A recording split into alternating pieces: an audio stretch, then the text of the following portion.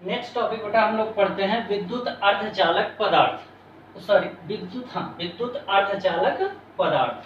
देखते हैं कि विद्युत अर्धचालक पदार्थ क्या होता है। जैसा कि नाम से ही कंफर्म है, विद्युत अर्धचालक पदार्थ यानी जिससे होकर विद्युत धारा थोड़ी सी मात्रा में प्रवाहित हो, तो उस पदार्थ को हम क्या कहते हैं, विद्युत अर्धचालक पदार्थ। वैसे इसकी जो थ्योरी है वो अलग होती है, और इसकी थ्योरी है ऐसे पदार्थ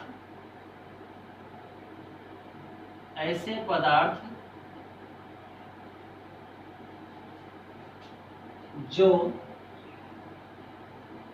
विद्युत धारा का प्रवाह जो गर्म करने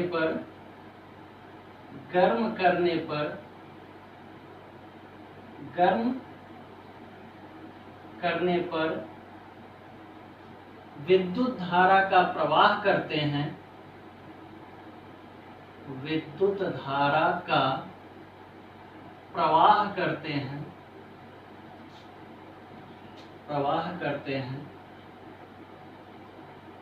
विद्युत अर्धचालक पदार्थ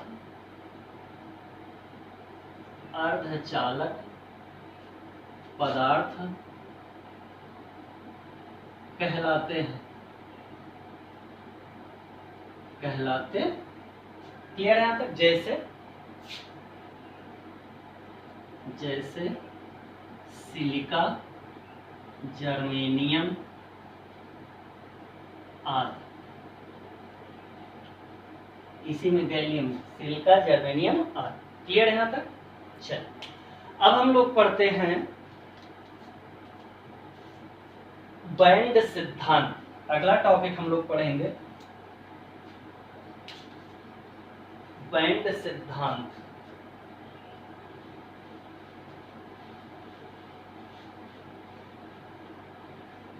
बैंड सिद्धांत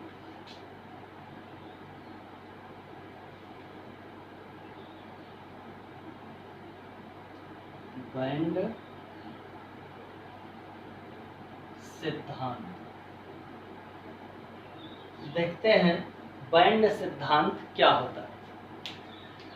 अब आप याद करिए अपने बचपन के वो दिन जब आप क्लास 11th में पढ़ते थे। उस समय आपको एक चैप्टर पढ़ाया गया था, केमिकल बॉन्डिंग, रासायनिक आबंधन नाम का एक चैप्टर पढ़ाया गया था। उसमें आपको बताया गया था, एक थ्योरी पढ़ाई गई थी आपको, मॉलिक्यूलर ऑर्बिटल थ्योरी, अणुकक्षक सिद्धांत। उसी में आपने पढ़ा था VSEPR theory, balance cell electron pair repulsion theory, यानी संयोजकता, आबंध, इलेक्ट्रॉन युग्म प्रतिकर्षण सिद्धांत।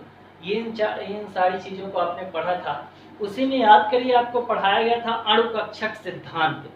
अणुकक्षक सिद्धांत में आपको बताया गया था कि जब समान ऊर्जा स्तर के दो कक्षक आपस में संयोग करते हैं, तो समान जितने कक्षक आपस में संयोग करेंगे उतने ही, यानी समान संख्या में नए कक्षक का निर्माण करते हैं, जिनमें से आधे कक्षकों की ऊर्जा अधिक होती है और आधे कक्षकों की ऊर्जा कम होती है। जैसा कि आपको आणविक थ्योरी में पढ़ाया गया है कि दो परमाणु ऑर्बिटलों के अतिव्यापन से दो आणविक ऑर्बिटल बनते हैं, जिनमें से एक आणविक ऑर्बिटल को हम लोग कहते हैं बंधित आणविक ऑर्बिटल, और एक आणविक ऑर्बिटल को हम लोग कहते हैं अनाबंधित आणविक ऑर्बिटल। जिनमें से अनाबंधित आणविक ऑर्बिटल की ऊर्जा जो होती है वो अधिकतम होती है और बंधित आणविक ऑर्बिटल की ऊर्जा न्यूनतम होती है। जैसे कि हम थोड़ा सा एग्जांपल लेकर समझाते हैं। हमारे पास मान लीजिए नाइट्रोजन है, N2 है। ये इसका सिद्धांत नहीं है, बस समझाने के लिए, क्योंकि इसी पर ये वेस्ट है। तो N2 है, तो N2 को क्या करते हैं बेटा, दोनों N को हम अलग कर लेते हैं। नाइट्रोजन का एटॉमिक नंबर 7, इसका भी atomic number 7, 1s2 2s2 2p3, ये हो जाएगा 1s2 2s2 2p3। क्लियर है? अब 1s के साथ ओवरलैप करेगा, 2s 2s के साथ ओवरलैप करेगा, 2p 2p के साथ ओवरलैप करेगा। ये रहा 1s, इसने ओवरलैप करा, दो नए कक्षक बने जिनमें से आधे कक्षकों की ऊर्जा अधिक होगी और आधे कक्षकों की ऊर्जा कम होगी। जिनकी ऊर्जा कम होगी उन्हें कहेंगे सिग्मा 1s और जिनकी ऊर्जा अधिक होगी उन्हें कहेंगे सिग्मा स्टार 1s। अब बात करेंगे 2s की, तो दो कक्षक आपस में जुड़ेंगे तो दो ही नए कक्षक बनेंगे।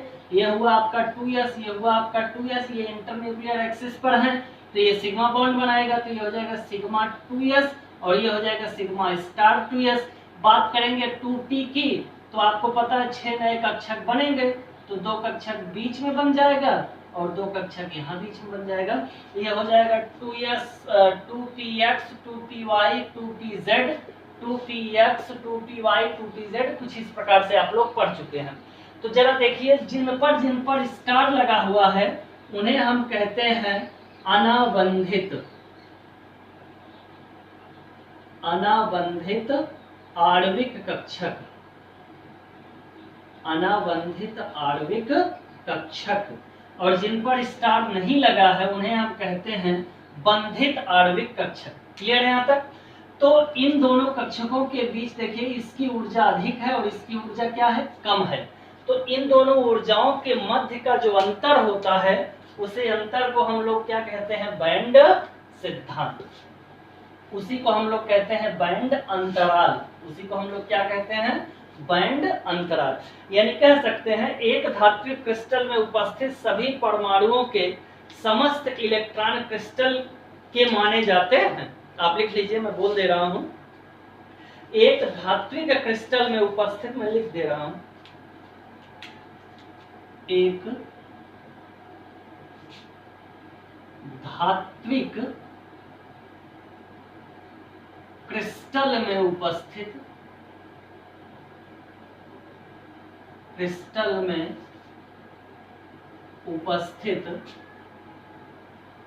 सभी परमाणु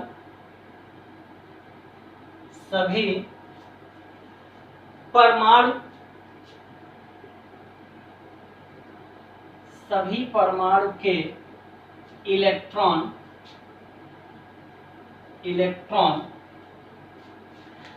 उस क्रिस्टल के माने जाते हैं।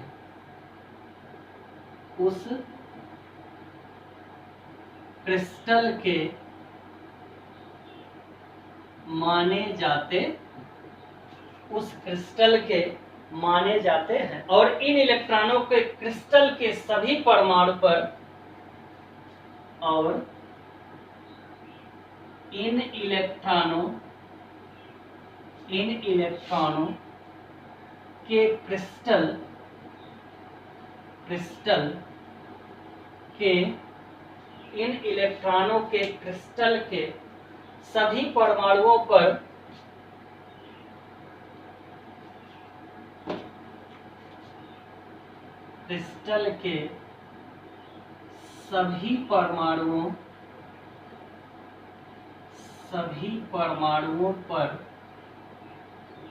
सभी परमाणुओं पर विस्थानीकरण के कारण ही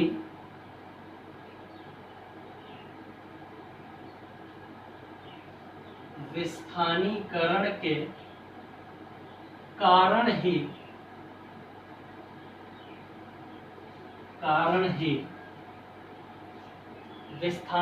के कारण ही धात्विक बंध उत्पन्न होते हैं। धात्विक बंध उत्पन्न होते हैं, जिसे हम क्या कहते हैं, बैंड सिद्धांत कहते हैं। अब इसी में आ जाता है बेटा बैंड अंतराल। बैंड अंतराल। अब बात करते हैं कि बैंड अंतराल हम लोग किसे कहते हैं। बैंड अंतराल क्या होता है, बंधित आणविक ऑर्बिटल और अनाबंधित आणविक ऑर्बिटल, निम्न ऊर्जा स्तर और उच्च ऊर्जा स्तर के अणु कक्षकों के मध्य जो अंतराल होता है उसे हम लोग क्या कहते हैं, बैंड अंतराल। यानी कह सकते हैं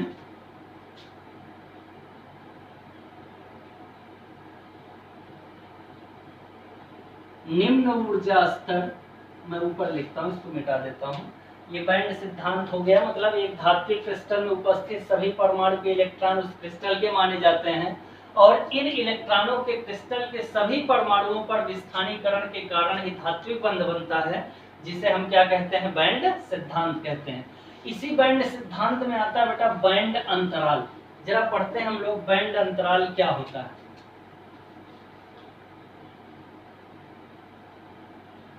बैंड अंतराल, बैंड अंतराल, बैंड अंतराल की बात करें तो हम लोग कह सकते हैं निम्न ऊर्जा स्तर, निम्न ऊर्जा स्तर तथा उच्च ऊर्जा स्तर, उच्च ऊर्जा स्तर के ऑर्बिटलों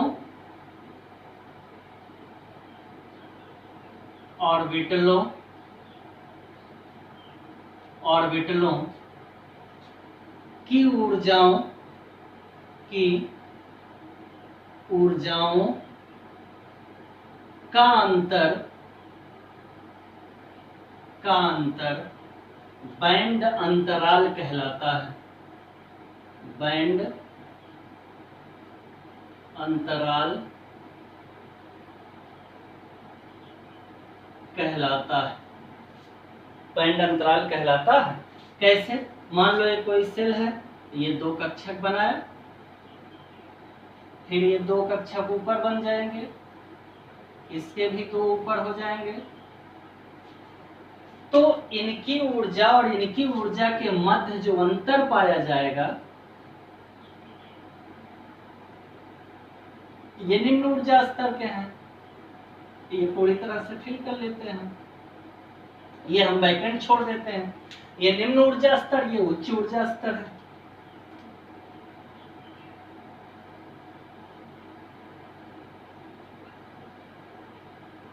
निम्न ऊर्जा स्तर और ये क्या है, उच्च ऊर्जा स्तर। तो इनकी ऊर्जा और इनके ऊर्जाओं के बीच जो अंतर पाया जाएगा, इसे हम लोग क्या बोलेंगे, बैंड अंतराल। क्या बोलेंगे, बैंड अंतराल। किसी कोई दिक्कत? नोट कर लीजिए आप लोग।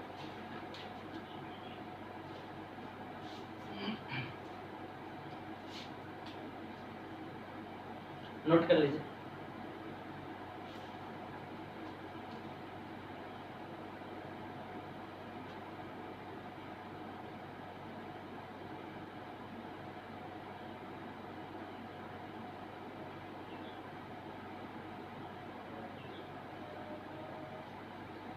क्लियर है यहाँ तक? अब हम लोग कल समझते हैं कि बैंड अंतराल किस परमाणु में, ये सॉरी किस पदार्थ में कितना पाया जाएगा। तो बैंड अंतराल के आधार पे हम लोग विद्युत चालक पदार्थ, अर्धचालक पदार्थ और कुचालक पदार्थ की व्याख्या करेंगे। उसी वक्त समय हम लोग पढ़ेंगे चुंबकीय गुण, अनुचुंबकीय गुण, फेरोमैग्नेटिक, एंटी फेरोमैग्नेटिक, इन सारे पदार्थों के बारे में हम लोग पढ़ लेंगे। कल हम लोगों का जो लेक्चर होगा वो सॉलिड स्टेट का लास्ट लेक्चर होगा। कल सॉलिड स्टेट खत्म हो जाएगा। इसके बाद हम लोग ऑर्गेनिक केमिस्ट्री को स्टार्ट करेंगे।